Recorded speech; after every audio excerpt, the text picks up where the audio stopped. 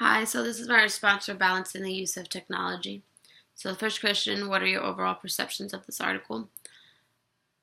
I thought it was really good and definitely brings a lot to light as far as, people being distracted with tablets and laptops and, phones and whatnot. Basically, the whole reasoning is, the Wi-Fi and the internet and, people basically distracting themselves. And it's a bummer just because people are well, they're glued to it and they use the internet for, horrible things, and they use it as like a coping mechanism too of like, you know, having like leading double lives and whatnot. But I do agree with it that it is cutting into like the family dynamics and um people interacting with other people is less likely now.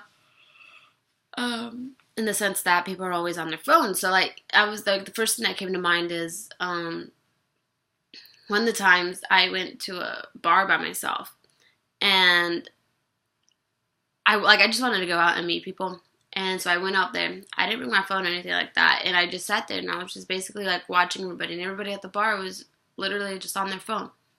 Some people were with other people, but they were just like on their phone. And I'm like, what are you doing? So like I sparked up a conversation, whatever. Long story short, people are always on their phone. And yeah, for that one time, I wasn't on my phone, but I'm usually on my phone, most of the time. And, it sucks because the internet brings a lot to us, just like how I wouldn't be able to be, doing my master's program on, online. I'm really fortunate for that.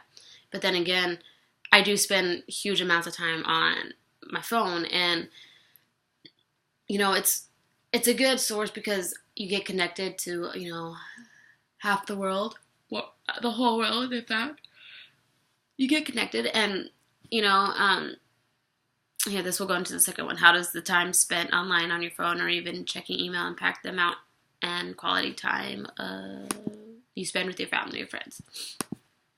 So because of that, of me being always on my phone, is recently I just moved 2 hours away from my family, and if it wasn't for my phone, I wouldn't be able to, um, watch my nephew walk for the first time, or him use his first words, or even just watching like my cousin, my 5-year-old cousin swim for the first time. I would have been able to see that had it not been for phones, had it not been for internet, had it not been for all the stuff that we have right now.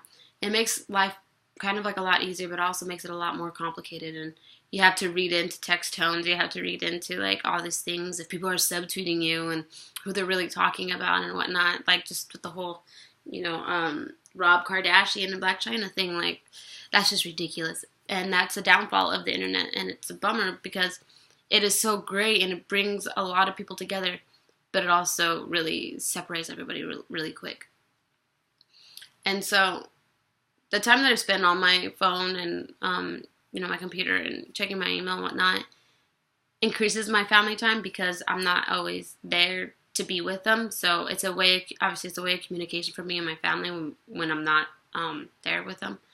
But it also distances me when, if I'm just, it distances me when I'm like with my actual family and I'm like there visiting with them. I'm in the moment, but then there's always someone else that like wants my attention, and like I'll be texting my best friend then, and then I'll be in my phone on that, or um, it's just it's a tug and pull situation. And number 3, how do you balance your time spent on using technology and family? Um, I'm still trying to figure that out. Just because I feel like I'm gonna miss something if I'm not on my phone, and half the time I do, but it's not life or death, and half the time it's just dumb drama that's going on Twitter, who's subtweeting who, and or even then though, like a lot of stuff is put on Twitter faster than it's actually like put on the news of what's going on, and I think that's powerful within itself because it's reaching out to millions, and it's reaching out to millions of people before it's even seen on TV. So it's definitely a double-edged sword, and it's bummer. It's really sad that it's separating families, and it wasn't until recently did I like actually have a problem with like sleeping at night, and I just haven't been sleeping that well, and I blame the internet for it because I'm always watching some videos, and it's great because I'm learning a lot of stuff about stuff I had no idea, like stuff I wouldn't have come across easily in a book or something like that. Like I watched this documentary about the Freakies in Cuba, so they spelled Frikis, and it's just this culture in Cuba. It was kind of like a punk rock era, like in the 80s.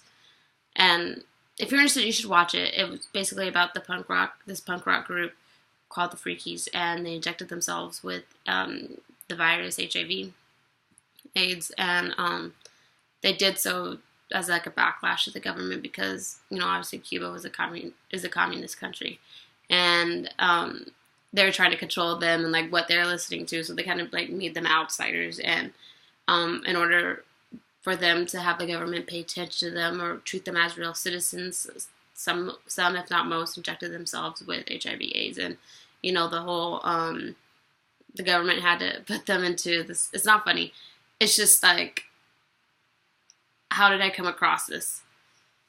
You should look it up if you're really interested. It was mind blowing, and it's actually like really sad because there's only, of the group of like thousands of people, there's only 3 people alive left. And it was one of the quotes was he's like, he asked the guy, and the narrator was like, do you have any regrets for doing this to yourself, injecting yourself with HIV?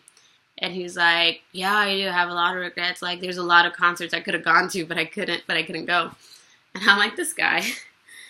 But then again, like I said, there's a lot of stuff out there that we wouldn't really discover had it not been for the internet. But that's also, holding us back a lot. So, anyways, I really did enjoy the article, and I can't wait to watch your guys' response to it too.